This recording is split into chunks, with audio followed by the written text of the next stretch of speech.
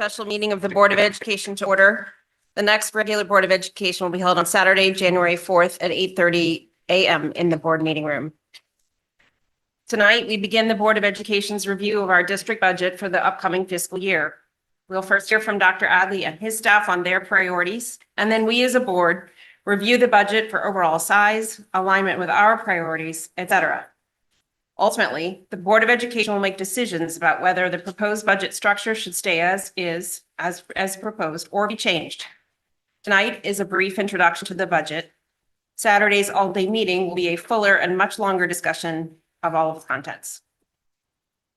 Since the summer, we have collectively explored our academic priorities through the strategic plan and our new initiatives outlined. We provided guidance to the superintendent in November considering those academic priorities, our financial forecasts, our capital plan, and the Board of Finance's tax strategy. While our enrollment remains relatively stable, our costs continue to rise. Some increases are beyond our control, such as health insurance, third-party salary adjustments, and rising out-of-district tuition costs. Some increases, such as teacher and administrative salary structures, are related to decisions we as a board have made in the past. We've also invested significantly in our students in recent years, including increased technology purchases, the additions of critical personnel like psychologists, security officers, and mental health professionals, as well as by bolstering administrative support. As we move through this process, we must engage in open and honest dialogue. We must ask the difficult questions. What are our true priorities? How can we maximize the impact of every dollar spent? How can we ensure that our budget aligns with our strategic goals and supports the long-term success of all of our students? As we do this, it's crucial to remember that education is a people business. Our budget decisions directly impact the lives of our students, teachers, and staff. It's about how our students learn, how we support our educators, and how we deliver essential services to everyone. Recognizing that 82% of our fiscal year 26 budget is dedicated to personnel costs, salaries, and benefits highlights the human element at the core of our financial decisions. Let us approach this budget process with a clear focus on our shared values, student needs, and the long-term sustainability of our district. The board values the input of our community members. Public comment periods are typically held before and after each board meeting, though tonight and Saturday, the specific public comment period will occur at the end of the meeting. Of note, on Saturday, we will continue our practice of receiving specific questions after each RC. A formal public hearing will be held on the evening of February 4th. This dedicated hearing will provide a focused opportunity for the public to express their views on how the proposed budget aligns with our community's educational priorities. We urge people to attend and share their perspectives with the board. Recognizing that not everyone enjoys public speaking, we're also always available by email, and members of the public at all are certainly welcome to call us with questions or concerns. Thank you all. And I'll turn it to you, Alan. Good evening, everybody, and Happy New Year, first of all, to everyone. I trust you enjoyed the holiday period, and the budget season is upon us. To members of the administration here, welcome. Public officials here, thank you for being here. Members of the public, our DAA president, appreciate everyone being present this evening. I have to say that any sort of budget process and budget development and presentation is also a celebration. So I sit before you proudly representing our administration, our staff, our cabinet, our teachers, our support staff, most importantly, our children and our community members. And I proudly and with excitement present, while challenging, the budget this evening. A special thank you to the members of my cabinet, to Mr. Rudel as the Director of Finance, to Sheila, his assistant, to Cassie and Ms. Philpott, my assistant, for all their efforts, and administration, department chair, and so on, who helped in the process of putting this together, because obviously it's a team effort. With that, we will move through the budget for the members of the public who are here, or even for some of the administration who are here. The board just received their presentation this evening, so the documents that they have is literally this document. It is live online right now on the website for you if you'd like to follow along, but you can certainly follow along here and you know where to access the document. Anything that we do is guided by the vision and mission of the district of preparing our students to thrive in the changing world tomorrow. And certainly around Darien is changing. The budget encompasses all the change and excitement of the change that surrounds the town and is actually happening in the town. This particular budget addresses sort of three themes, I would say. Investing in the core educational experiences. I would say that those core educational experiences are the learning experiences that support the learning needs of all our students. We are also talking about supporting our students, all our students, through professional learning for our teachers. I would suggest that the professional learning of teachers goes hand in hand with student learning. And it also provides sustainability as we move forward and realizes some efficiency along the way. Needless to say, it also addresses the Board of Education's guideline to the superintendent. So I bring a budget before you that I think is representative of the request and the guidance that the Board of Education has provided me. So investing in the core educational excellence, this is the initiatives, the efficiencies or anything else that's in here is aligned to the strategic plan, the district goals. When I say district goals, I mean both district goals and Board of Education goals. It's responsive to the state legislation in particular. I will be redundant through this a wee bit, but just to get the themes on the table. K-3 reading, the play-based learning, and restorative practices that are required by this state legislation. It also provides for core programming. It allocates resources to those core programs, everything from early childhood to teacher retention and recruitment efforts.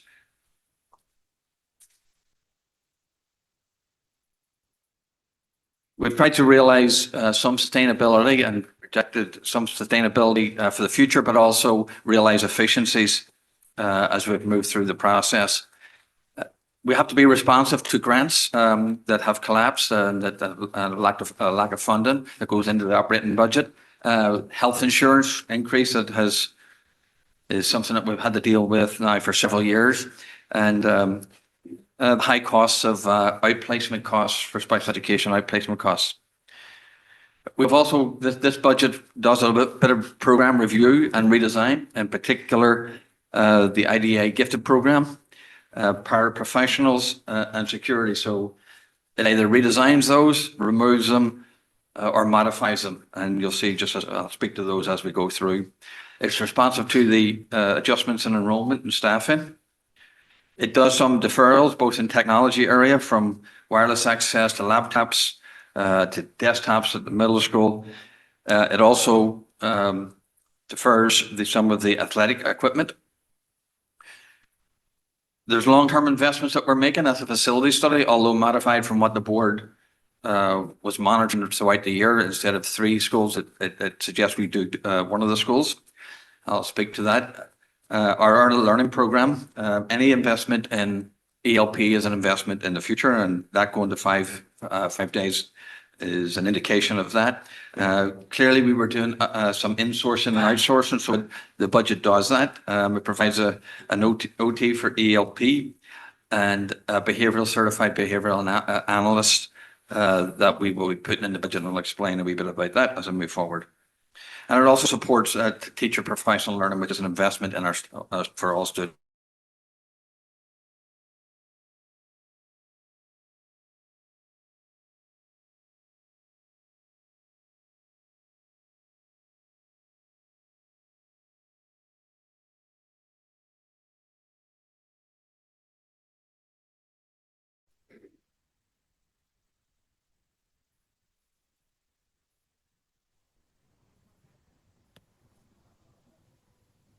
So we also have some investment supporting students and teachers, play-based learning, the middle school team talk, middle school theatre. There's different stipends to involve lots more students in the actual middle school theatre, and new courses at DHS.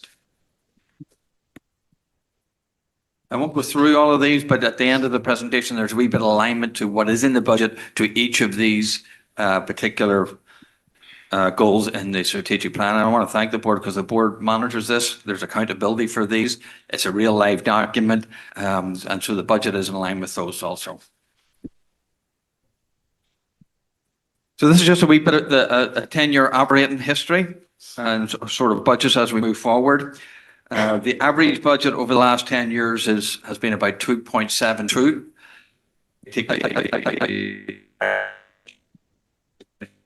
And it is true that the last 2 years here have been more challenging with higher budgets in the fours range. Budgets for the surrounding districts are slowly coming out.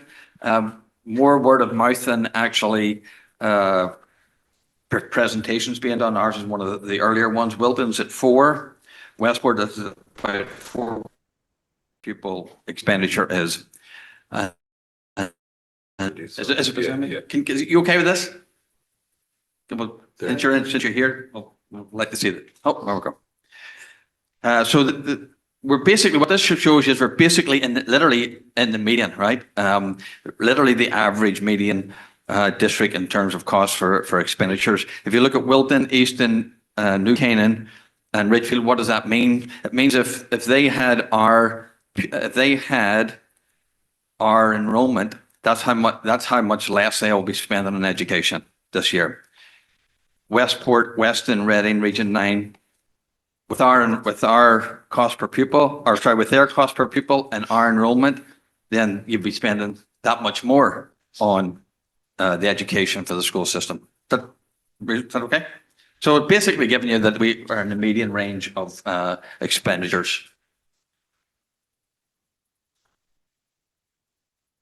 And with your understanding, I'm just going to ignore this thing that's up above there. Yeah, that's For fine. now, is that okay? Yep, just please. Zoom keeps knocking us off. I can try something else if you want.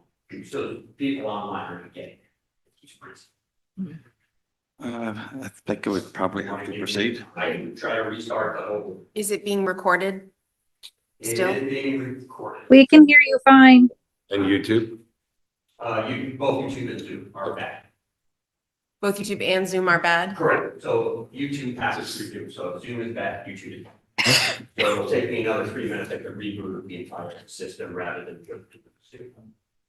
Why don't we try Just, that? okay, go ahead and reboot, please. Do you want to recess or do you want?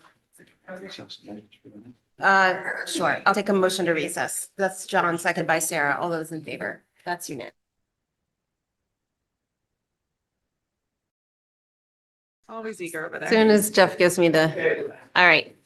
I'll take a motion to reconvene. That is John, seconded by Joanna. All those in favor? That's unanimous. Thank you. Okay, Alan.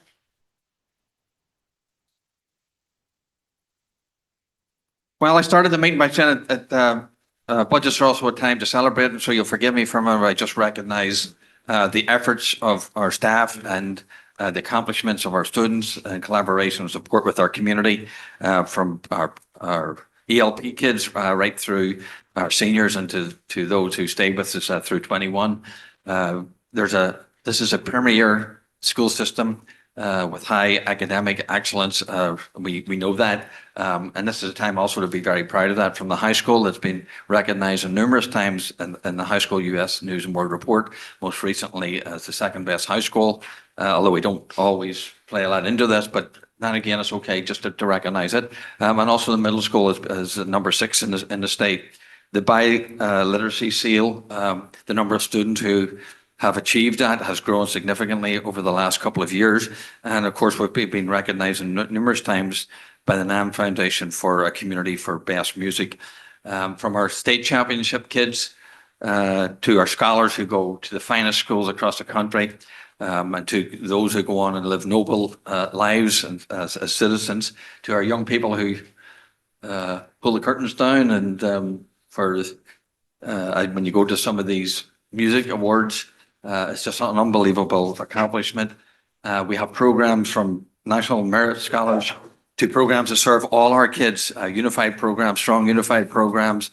So we serve all our kids, and And you can see that the drama one is there, and sign up for Les Mis, which is in the spring this particular year. But congratulations to everybody who makes those recognitions, makes those realizations for our children possible. This chart here is just a wee snapshot in time. That's all this is. One of the things that you can compare is really at the end of the educational experience in Darien. How do we send our kids out, so to speak? One common assessment to use is the SAT, because it's the one that's given to students all across Connecticut. You can't really compare AP scores. You can, but there's different AP scores you're going to be comparing. This is administered to all students in grade 11. And what this shows you is all the districts in Connecticut. Where the blue dot is across, that is Darien. And that shows you essentially the cost per pupil that we're spending versus the actual metric that the kids score in, the achievement that they make, combined score on the SAT. And so essentially, what are you looking for? Well, essentially, you're looking for, like, how many districts are really realizing that level of performance with less money? Essentially, not going crazy about it, but just a wee, and you can see that there's one to our left, and that is Wilton, and there's one to our right that's higher, but that's costing more money, and I believe that is Westport. But so it just gives you a sense that, for the want of a better term, you're getting a good return on our educational investment here in our community. As we turn to enrollment and some of the variables with the budget here, I will say that for enrollment and class size, which accompanies this, we have not touched class size in this particular budget presentation. For next year's enrollment is reduced by 2 students, and it slowly increases over the next couple of years, the next 5 years, by 93, which is really what it basically reduced by that same amount of number over the last 5 or 6 years also. And you can see that the changes are really at the secondary level for next year. Primarily, there's really not much change at the elementary level. And then when you go down for the next 5 years, the growth really, steady growth really is at the K to 5 range. There will be no changes in class sizes. I'll just double this up at the middle school or the actual elementary school. These are the class sizes for the elementary schools. We have reduced one overall section. So last year we were at 117 sections. This year we are at 116 sections. So there's a reduction of one section at the elementary schools. There's a reduction of +1 at Henley, -1 at Holmes, and -1 at Ox Ridge. We have a couple of sections down below. Henley at first grade. You've got Holmes at 4th grade, and Ox Ridge at 5th grade. Just a risk of tipping, but that's no different than any other particular year, and we would come back and reassess those in the actual summer as we come down the stretch, so to speak. So this is a real summary, just a summary of the budget. So we pick up the budget from 25. The core pieces of the budget are benefits, healthcare, the major ones, collective bargaining, and out of district tuition. The growth primarily is some of the legislation that the board has been following along, K to 3 literacy. There are no FTEs in those growth numbers. And so we had to find, from the reductions and efficiencies, we had to find $2.7 million to get down to 4.39. If you ask, why did you get down to 4.39? I have to put the budget somewhere where I think it will be reasonable for the board to respond to, and for the community to support, and for the Board of Education to support. I will say on this page too, there are a few things in the budget as we go forward here. We've had to make some difficult decisions, but that doesn't mean to say we don't move the district forward in some ways. So there are some modest increments of change here and proposed change. But that is not mutually exclusive from, well, if you had to get down that much, you shouldn't be spending anything or you shouldn't be doing it. I just don't think that those are contiguous ideas. So very briefly, and before I get into some of the detail of it, this is the core expenditures. You can notice the salaries and the benefits. And as the board chair rightly said, this constitutes 82% of the total budget. Special education tuition, special education services and ESY, non-personnel contracts, that's Fitch, buses and so on, and other contracts in the district maintenance, excess cost revenue. The utilities is mainly contributable to electric bills. We have some grant compression from loss of funds from Title I, and also the ARP mental health that supports the mental health is reduced by a third. And then enrollment, which is really the enrollment involves one less section at elementary that I just described. And then we have a 0.6 at the high school that we've reduced due to enrollment. Some of these ideas I'll play out a little bit. So these are the growth expenditures, the K-3 reading, the uniform deferrals. This is from last year's cut. You remember we cut and reduced uniforms last year. Well, we have to do those ones this year. Professional learning for staff. So that's comprised of two figures, 48, basically 48,000 for the busing and 48,000 of loss of revenue for breakfasts for the PLCs, and I'll talk again about that. Middle school facility study, that is in the budget, but it's obviously not tokenique. That's not involved in it, or the high school. Teen Talk at the middle school, I'm pleased to say that we got notice that we will be the recipient of a $50,000 grant from the community fund. So we thank them for their generosity. That would complete and complement the 50,000 that's proposed here in the budget. Play-based learning, website and board docs. These are topics that the Board of Education has talked the whole way through. So these would be familiar to the board members, but these are improvements in the website and accessibility to materials for Board of Education board docs. Psychology interns, we have two already. This continues it, and we will have another two interns. EduPlanet is accessibility, not just for teachers, but it is, but also accessibility for our community members. If you want to follow along on where are we with any particular curriculum, you'll be able to go on there and see the main learning objectives and assessments and so on for any particular discipline. And Aspen training, this allows us to roll forward Aspen, and it's sort of a new format. We'll try that and be supported with professional learning around it, and we will see how that addresses the issue of just more user-friendly student portal. So in that growth, I'm just going to pick out just sort of two things for the moment, right? These are mainly the big thing, right? So play-based learning, K-3 literacy and restorative practices. Off that 263, 240 of it is really the literacy. So, and the rest of it then is divided between play-based learning for resources primarily and restorative practices for resources and curriculum writing.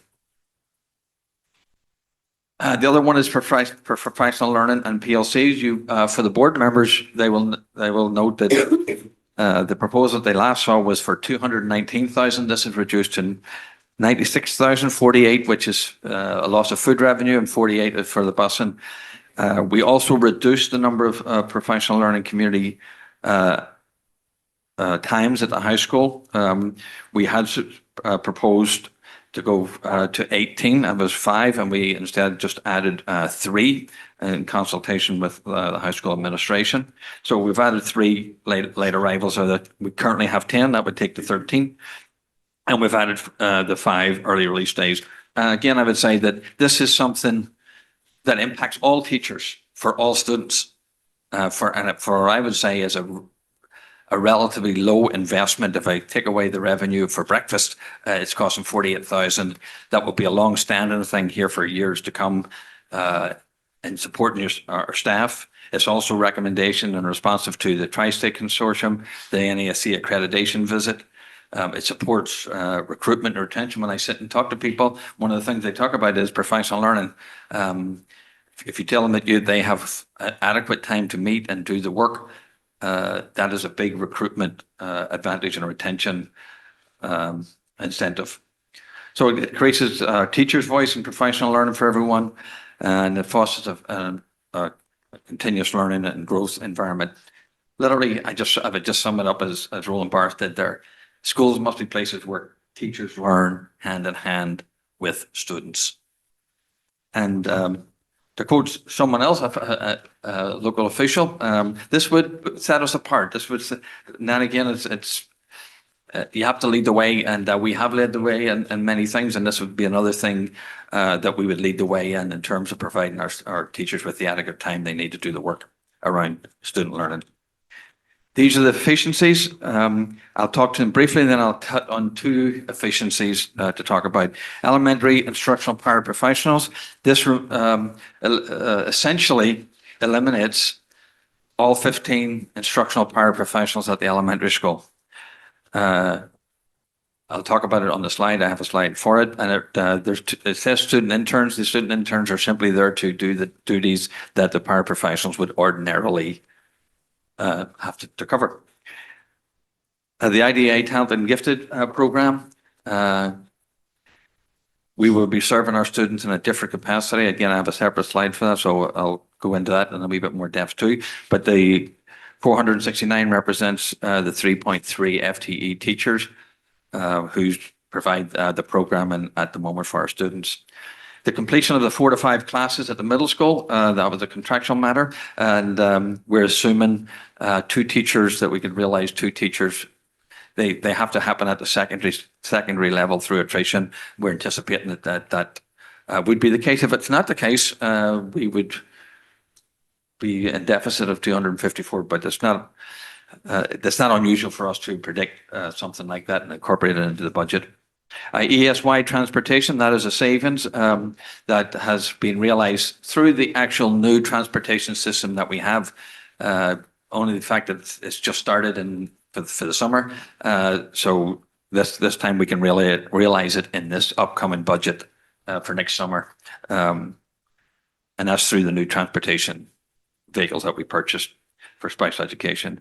Technology deferrals, you'll hear a little bit more about that tomorrow, on Saturday, but for the most part, that is middle administration laptops, middle school desktops, wireless access, nursing services. This is at the middle school. It's a reduction of 1 nurse at the middle school primarily. In fact, it's based on student needs. That is what it is. So we look at not only enrollment, but we also look at services that are being provided to students. And we look at the services that are provided to our students pre-K through 12 regarding nursing services. We feel comfortable in reducing this given the needs that will be in play for next year.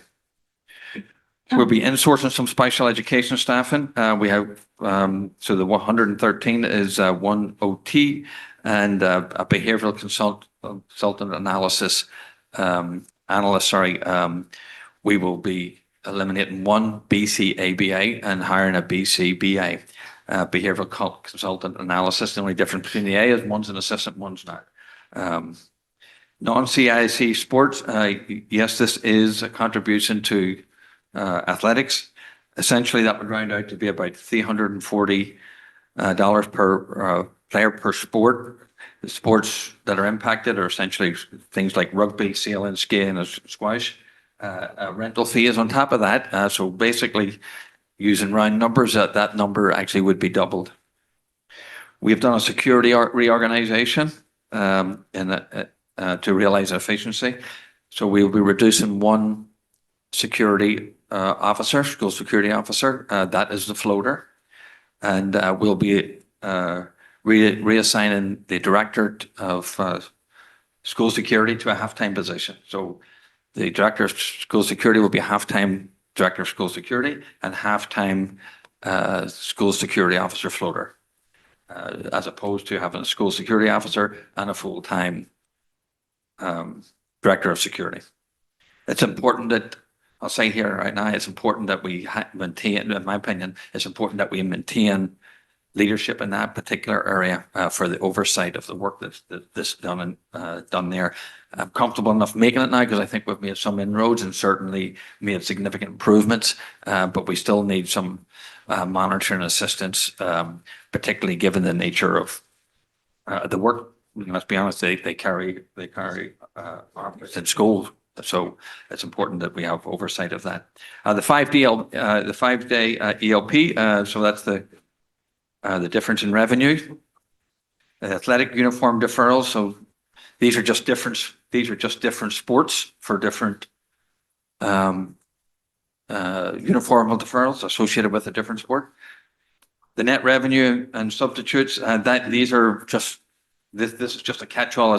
You're wondering why is it in here, but it's when you put a number of hundred of line items together, this is kind of the catch-all for all, which is not much. And you'll notice on Saturday as the administration comes up to the podium and talks about what's in the budget, there's not much else in the budget other than what you're seeing here tonight. And a lot of what people have asked for, it really doesn't even have the optic of the board level at some point in many ways, just to try and keep this budget at a reasonable number. So the IDI gifted program here, I spoke about, and the interesting dimensions that extend abilities. And that's the name of our program. It's been in place for probably over 50 years or thereabouts. It has about 237 students. We have 3.3 FTEs who are involved in it. There's more detail in the budget book, but you can see up there that what grade we're talking about. There are other ways of delivering this to students through differentiated practices in the classroom, curriculum opportunities, clubs, extended enrichment opportunities, and you can build our teacher capacity through professional learning and their PLCs to support the work. It's not ideal, right? In the sense of it's a different way of doing something, given the challenge that we have before us. But our responsibility is to meet the needs of all our kids in the classroom without necessarily being pulled out. And that's what we'll do under this particular program or variation of it. The instructional paraprofessionals, there are 3 paraprofessionals per elementary school. They primarily, not exclusively, but primarily work in kindergarten and grade 1 classrooms, assisting the teachers. They also assist with supervision, recess, before school, after school, lunchtime. They provide teacher coverage, and I will say not exclusively, but it is a growing issue, and predominantly they're now being used to cover classes, and that's getting away from the role that they ordinarily are used for and should be used for. It's just a reality that we have. That very, very respectfully, that's a very expensive model for doing substitute teacher coverage, and it's not exclusively where it is, but it certainly is predominantly where it is. So that's one of the reasons here of having this up for discussion proposal. The duties will be provided by 2 student interns that we feel that we will be able to place at each of the schools. We've worked with administration. We feel we can cover adequately those duties that ordinarily would be covered by an instructional paraprofessional. Greenwich and Ridgefield, I think, in our areas are probably the schools that do not have paraprofessionals in place. They hire for supervision of duties for the students. So these are some of the increases. Our teacher contracts at 4.29 for next year. Our administrators are at 3%. Non-certified staff, secretaries, paraprofessionals, nursing, basically around 2.5 or 2 3/4. The staff additions are the OT and the BCBA that I spoke about. The enrollment is at the 1 less at the elementary school and 0.6 at the high school. The grant compression is the reduction in funds in Title I and the wellness grant. ESY is for the extra days, just according to the calendar, the way it falls. Other is just substitute curriculum development, salary savings, it's intramurals, part-time custodials, it's just a little bit of everything. And the completion of 4 to 5, that's the teachers at the secondary level. And some of the staff reductions that we're talking about, which is the gifted teachers, the BC ABA, and the paraprofessionals, that's comes to $1.3 million in reductions. Special education. So here you can see this, the total increase 1.4 in the budget this year for special education. The predominant driver there being the cost of outplacements, and actually maybe not the number of people of students who are being outplaced, but really the actual cost of the outplacement itself is ranging from anywhere from $75 to close to $100,000 for placement. So it's the cost that's contributing towards this, but that's a significant. That is a significant change, and it has been over the last couple of years, a growing and escalating cost for us. So that's the special education tuition, the BCBA, the OT that was added, and the BCABA reduction, and that gets you to the $1.2 million. This ESY is not necessarily ESY transportation, it's the ESY and transportation. So this reflects growth in salaries, the net, and the busing. So the total special education increase is 1.13. Excess costs is 318,000. So that's at 70%. If you remember this year, we started off at 75% reimbursement rate, and we went down to 70%. So we have projected in the budget for 70% reimbursement, and brings us to the total increase of 1.4. Health benefits, we know we've gone from this year 13 to next year 11.9. This is a significant between health benefits and health insurance itself. It's 11.9. The new hires are the BCBA and the OT that I talked about. The position reductions are again the paraprofessionals, the talented gifted teachers, and the reductions in enrollment. Pension and OPEB, we have an actuary who does this for us. These are basically post-employment benefits, Medicare, life insurance, disability, payroll taxes, and it comes in at 85. So that's 3/4 of a point. The summary in general, if you want to know personnel, we've reduced 20.57 FTEs. And I can go through this, but basically I've talked about the top few are for the reductions in enrollment. The wellness coordinator, 0.33, that is the grant compression. That is the wellness coordinator that was in the wellness grant. The wellness grant not being there, not saying not being there, but a third of it goes away. So a third of it we have to pay for in the operating budget. The reductions, -3, -15, and -1. The nurse, paraprofessionals, and the gifted staff. The occupational therapist that we're getting for ELP is added. The BCBA is added, and the reduction of a BCABA, which is the behavioral assistant analyst. The director of security goes to half-time. The floating SSO goes to half-time. Instead of having 2 positions, now there is only 1, and that will be done by the director of school security. And that brings us to a net staffing of reduction of 20.57. The budget highlights, I won't go through all of these. These are essentially what I've talked about thus far. I'll say that I'll touch on maybe 1 or 2 that I haven't talked about. Course electives, astronomy, cybersecurity, American Sign Language. Excited to be able to offer those. The board has approved those. The Wellness Center Coordinator, I just said a wee bit about that one. So that's a third of the cost. So the rest of them, I have mentioned them in one shape or another. But they are aligned to the actual strategies in the strategic plan. Not included in the budget, and the board has been following this for some time, is a special education transition program. That is a cost for next year of $288,000. Most of the steps have been accomplished in this process. If we wanted to place and move forward with this, for the most part, we certainly would have to go to P&Z. It would draw out a little bit. That's fine. This program costs us $1 million plus over 5 years.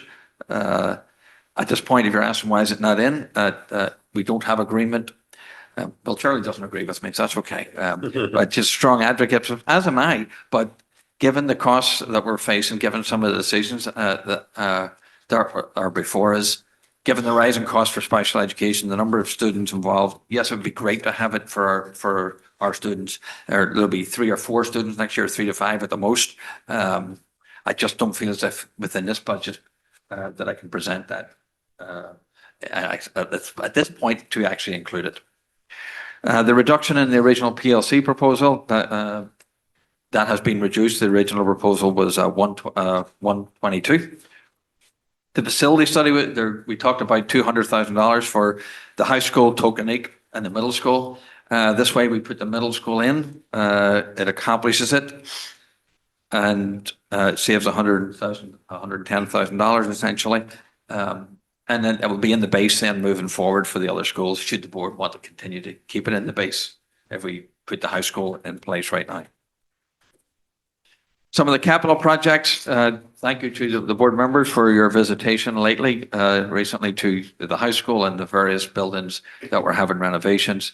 For the sake of the public here this evening, you can see that we're doing some lighting fixtures, resurfacing the blacktop at outside the library area in the back of the athletic area. The green roof, waterproofing it and replacements, some doors. We have radio replacements, security enhancements at Tokenique, and some district-wide improvements in terms of upkeep with vehicles and this particular, the window replacements in this particular room. That is a quick walkthrough of the budget and how we got there. The budget calendar moving forward is as you see it, and as challenging as it was, I still think that there's things in that moves us forward, and there's going to be some discussions are going to need to be had, I'm sure, around the table. But thank you for the opportunity. Thank you to my staff. And we look forward to continuing the discussion, and I encourage the public to stay involved. Thank you. Thank you, Alan. We don't typically have a discussion at this stage. If there are any high-level questions that board members have, you're welcome to lob it, but otherwise we'll have very detailed discussions on Saturday in order to understand the nature of the additions, subtractions, and some of the things that we've kept in as is. So with no high-level questions, I will open it to public comment.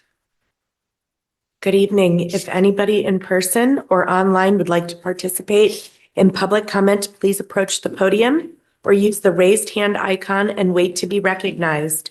Once you've been recognized, please state your name and address for the record, and note that you will have up to 3 minutes to comment. Jeff, can you check that the Zoom is muted? I've heard it pop up a few times. Okay, thank you, Cass. Hi. Yeah, I am trying to speak. Okay, well, just a minute, please. We're gonna call on the people who are here in the room, and then we'll go over to Zoom. But in the meantime, Cass and Jeff, if you would just keep it muted until we're ready for them. Thank you. Okay, Barry, go ahead, please. All right, Barry Palm. Let's start off by just putting one thing out there. This is not a difficult budget year. We are not a distressed municipality. We are not in an economic recession. And this is a community that has gone through a prolonged period of economic prosperity. And your schools are, to paraphrase our first selectman, the essence of what makes Darien amazing. We've lost our way as a school district. The budget unveiled tonight not only fails to make our students a top priority, it actually puts their needs last. The elimination of instructional aides is penny wise and pound foolish.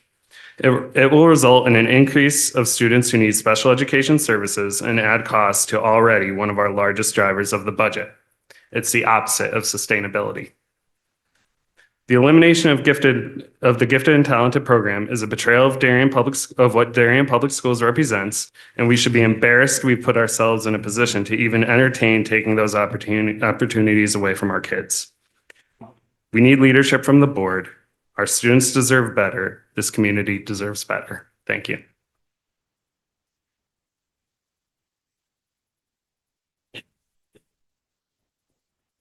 Good evening.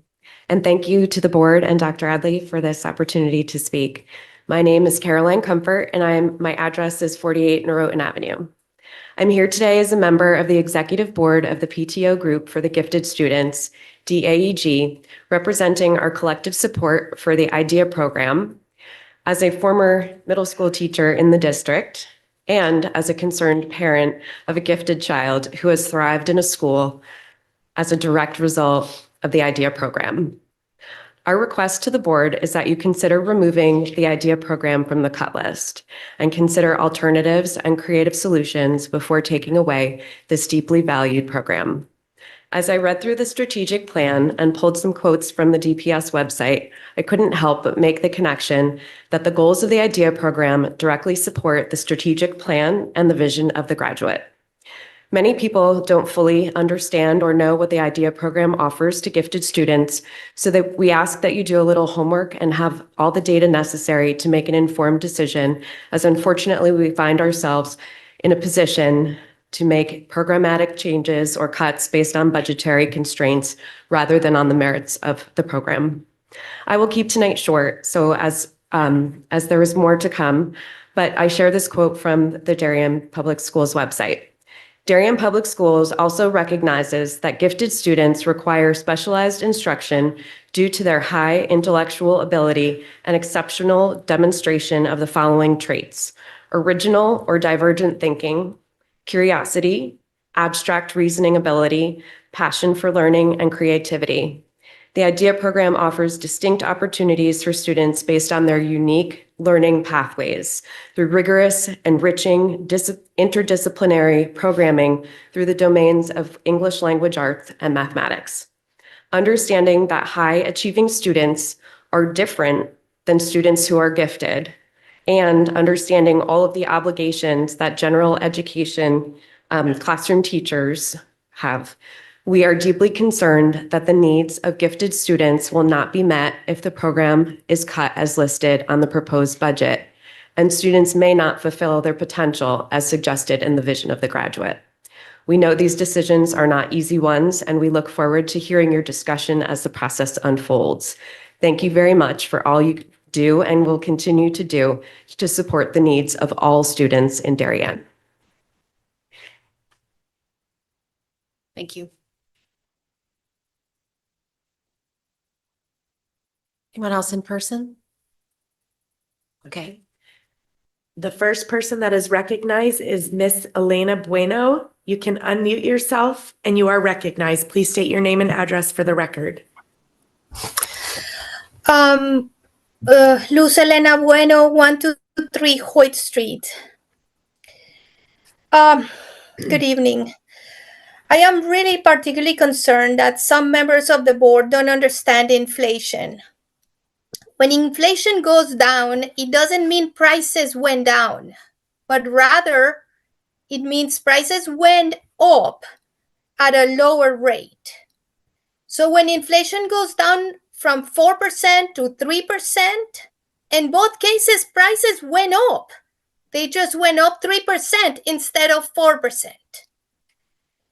According to the CPI inflation calculator, the government, the legal inflation measurement, today we would need $187 million to buy what we bought with $100 million in the year 2000. So the budget in 2000 was approximately $100.1 million. We would need over $188 million budget this year to buy the same we bought in 2000. We need to start discussing the budget in real prices, not nominal. That is what you do in an inflationary environment. We have a big hole in the budget and we are destroying the town.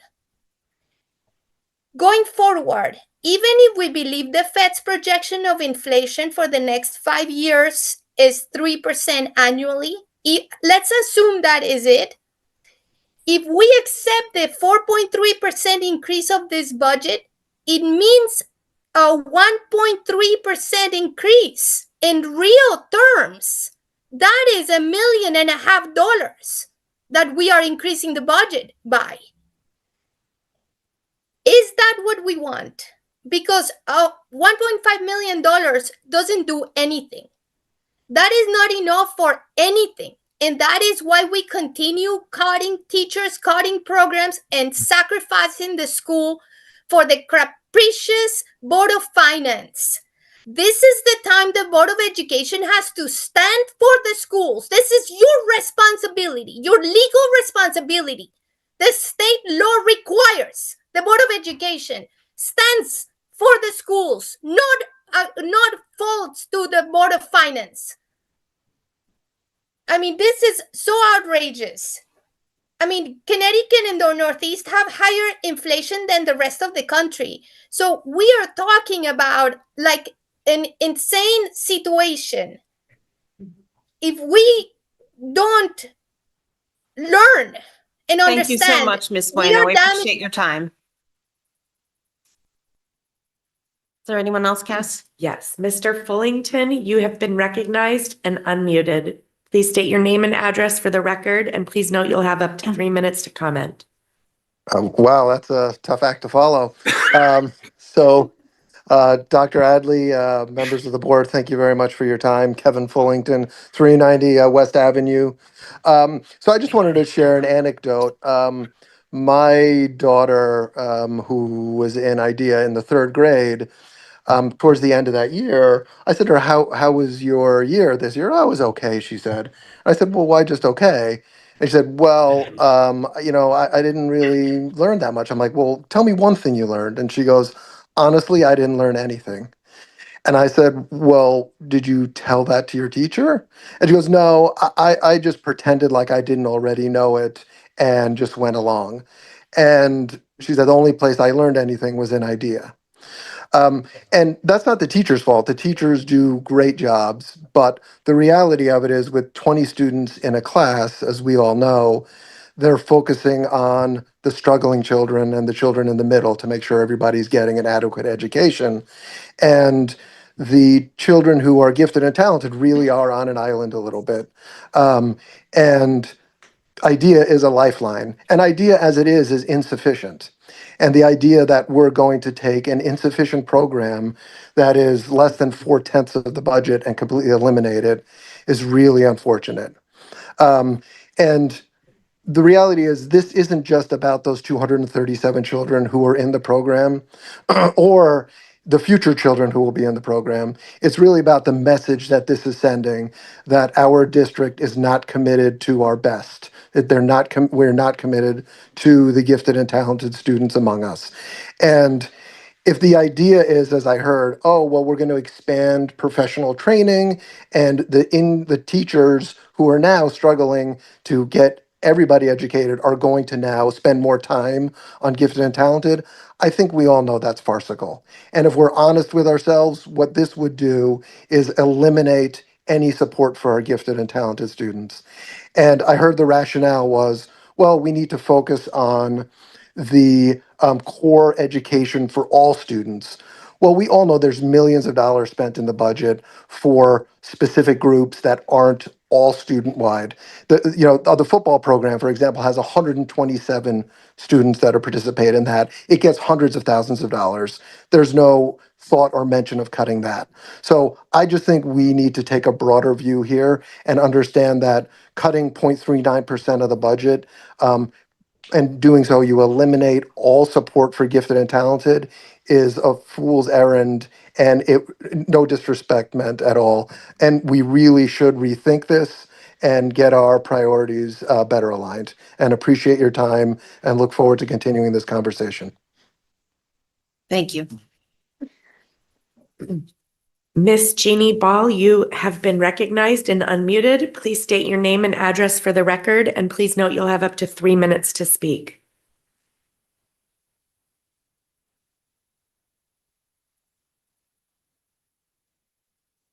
You might have to unmute yourself, Miss Ball. Hello. Can you hear me?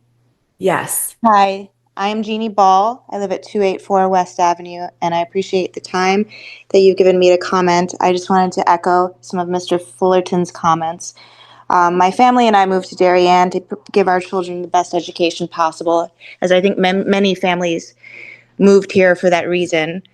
My daughter is in the IDEA program at Holmes Elementary School, and before she was in the IDEA program, she struggled immensely with boredom and lack of being challenged, and was having a lot of problems with her coursework and feeling dejected. The IDEA program gave her the opportunity to start to be challenged, and like Mr. Fullerton said, it scratches the surface of her needs, but it's something, and at least she was recognized and given the opportunity to be challenged by educators who understood where she was at.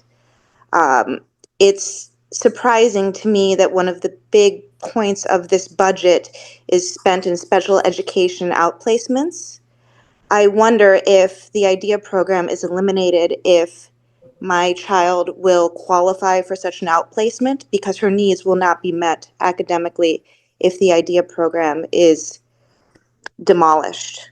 I also wonder if all of these IDEA program faculty is being eliminated. Who will provide the new educational opportunities for the students in our district to meet their needs? Like Mr. Fullerton said, is the responsibility going to be all on the teachers? Because if that's the case, I just don't see how that's going to be possible. I'm really disappointed and disheartened by this move, and I hope that the board will consider changing their decision. Thank you. Miss Thank you. Julia Schaefer, you have been recognized and unmuted. Please state your name and address for the record and note that you'll have up to 3 minutes to comment. My name is Julia Schaefer. I live at 741 Hollow Tree Ridge Road. I'm in strong opposition to the proposed budget cuts that would result in the elimination of the IDEA gifted program within our school district. I feel that this decision is both short-sighted and detrimental to the future of our students and the overall quality of education in our community. The IDEA program provides essential resources and opportunities for students who require specialized instruction that challenge and stimulate their intellectual growth that's not provided in the day-to-day classroom environment. Removing this program not only undermines their potential, but also sends a message that excellence and high achievement are not valued in our school district. Furthermore, the IDEA program does more than just serve the needs of advanced students. It fosters an environment of academic rigor and inspires other students to strive for higher levels of achievement. The presence of a robust gifted program elevates the entire educational experience for our district and contributes to a culture of excellence.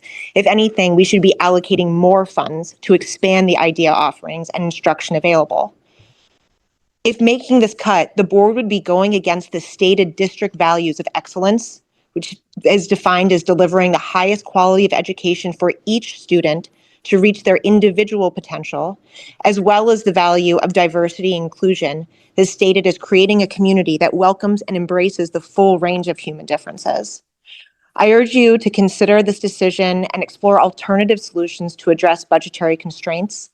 Cutting the IDEA program is not the answer, and we have to focus on the needs of all students to ensure that we're nurturing the talents and abilities of every child. By doing so, we would be investing in the future success of our community. Thank you. Thank you. User IDEA DHS alumna, you have been recognized and unmuted. Please state your name and address for the record and note that you'll have up to 3 minutes to comment. Hi, I'm Christina Mulkenthan. I'm at 195 Hollow Tree Ridge Road. Thank you all for this meeting, and thank you for giving me the opportunity to speak on this briefly. I'm an alumni of the IDEA program, and I'm a current third-year medical student and graduate of DHS in 2017. We've heard from a lot of great parents today worried about their gifted children, and I think I give a really important different perspective as an alumni of this program myself. In the same way that I would advocate for students with disabilities to have their own resources set aside to help them meet their full potential, I'm advocating for the IDEA program to not be cut. Advanced learners need to have their own tailored opportunities to hone their critical thinking and problem-solving abilities. In a public school system, there are a few other opportunities for gifted students to have access to more challenging material where their creativity and outside of the box thinking can be celebrated. I think the suggestion of trying to mimic this opportunity in the classroom environment would be ineffectual. For me, personally, IDEA was a place that I could take a break from the monotony of the everyday classroom. I was given a space to build my social and emotional skills with peers in the program, many of whom are friends that I've stayed in touch with, over the last decade. The IDEA program teachers served as some of my most trusted mentors to this day because they knew me best and engaged with me on a deeper level. They treated me like an adult, even when I was just in 3rd grade. I would go to the extent to say that my success at a prestigious undergrad university, now a prestigious medical school, and hopefully in a year, another good residency program, could be attributed in part to the IDEA program. I won't go into too much detail. I'll keep this short because there's been so many other great speakers that have had a similar sentiment. But I think my attending of this Board of Ed meeting during my 1 week I have away from clinical rotations as a 25-year-old speaks to the importance of this issue. So I highly recommend that we reassess this budget cut. Thank you. Thank you. User Leo Guest, you have been unmuted and recognized. Please state your name and address for the record. Note that you will have up to 3 minutes to comment. So my name is Leo Zhen. My address is 2 Renshan Road. So I think a lot of good points have been raised by parents earlier, but I just have some additional comments.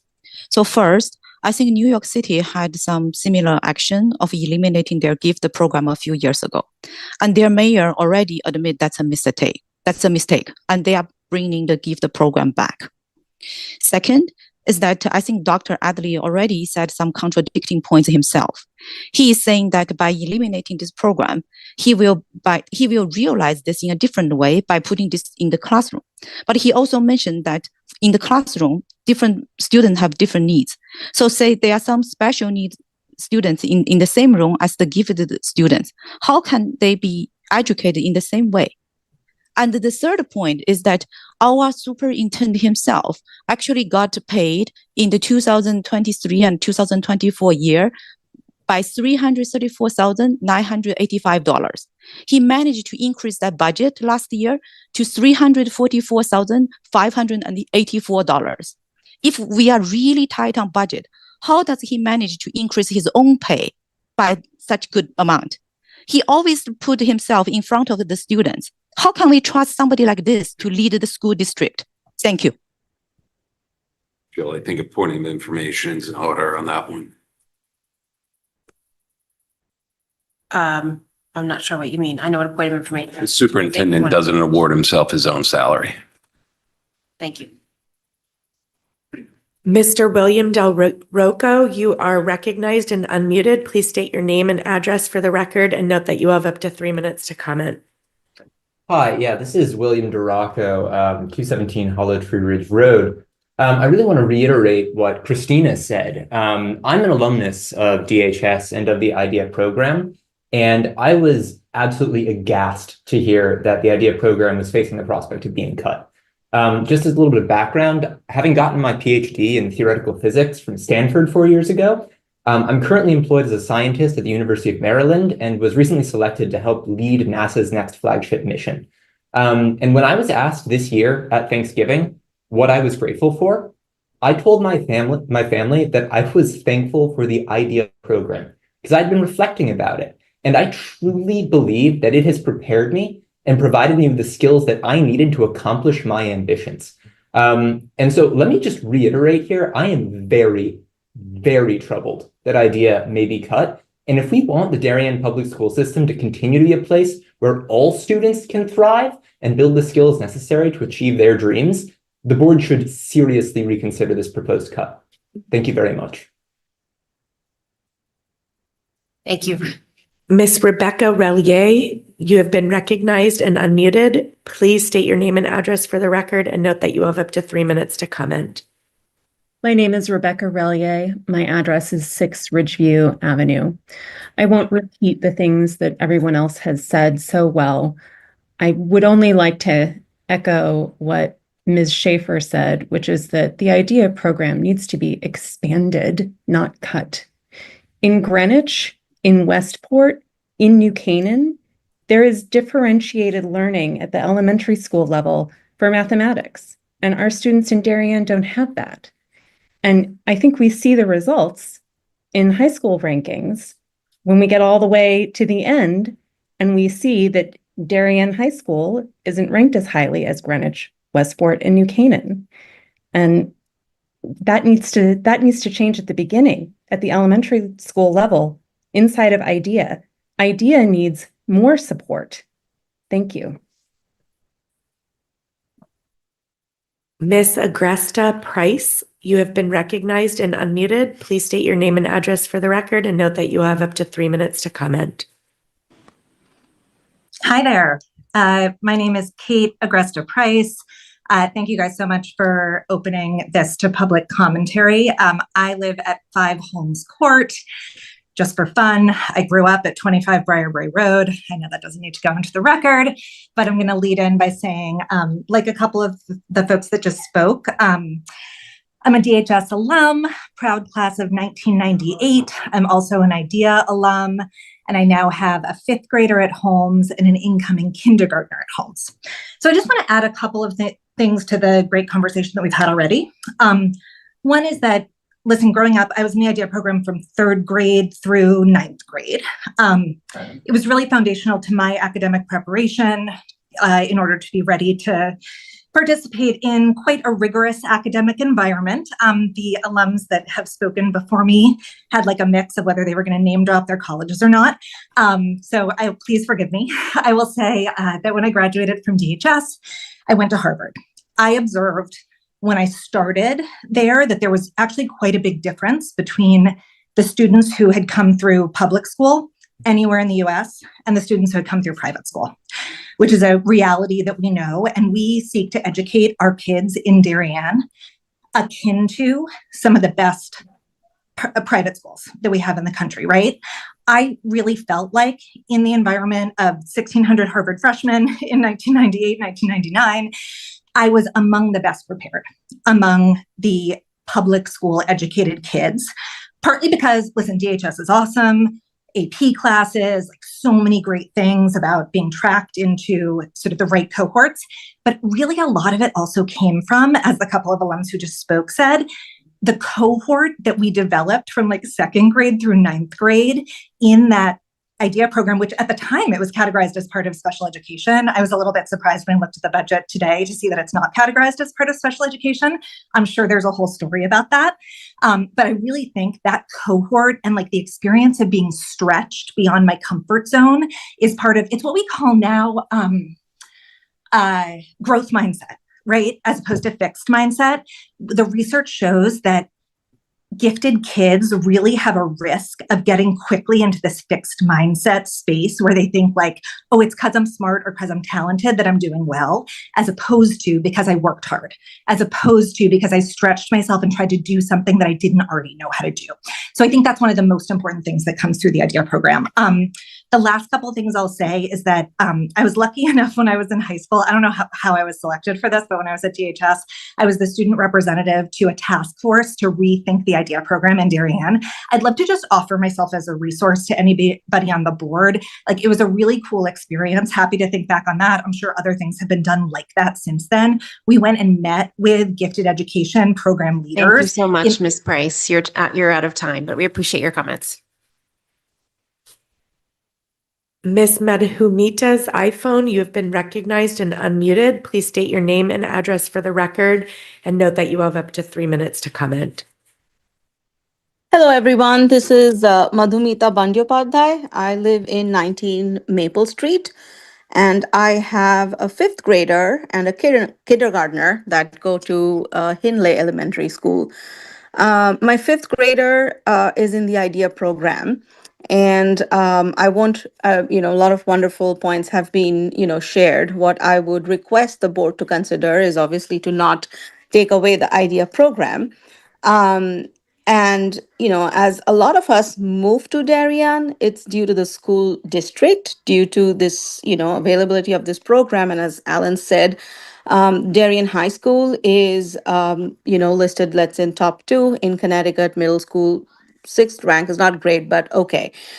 What will eventually happen if we take away the IDEA program is the incoming families or folks or existing ones, once they start moving to Westport, New Canaan, or other nearby school districts that have the IDEA program, the pride that we have for our town, saying, okay, Darien High School is ranked number 2. The SAT scores are driven highly by these highly intelligent individuals. So if we think long term, taking away the IDEA program will have an impact to the ranking of the elementary schools, middle schools, and high schools, and Darien would not be the Darien that we are all proud of today. Individually speaking, my daughter, when she was in kindergarten/first grade, she had bone cancer. And she fought it. After 10 months, when she came back to school, a year later, she made it in the IDEA program. And every time I tell her you have to go for scans, the first thing she said, oh, I hope it's not the IDEA day. That is how much she likes the program. That is how much it enriches her, encourages her. She has found her group. Like she connects with them, and a group of boys got selected this year, and she always mingled with them even before they were an IDEA. I really hope that this is reconsidered and that Darien remains the good district that we are all proud of. Let's not take away the top, the cream, and make it a regular school district like Stamford or some other school district. Thank you. If anybody else online would like to participate in public comment, please use the raised hand icon. We have no further raised hands. Okay, thank you all for your time this evening. With that, I'll take a motion to adjourn. That is John, seconded by Dennis. All those in favor?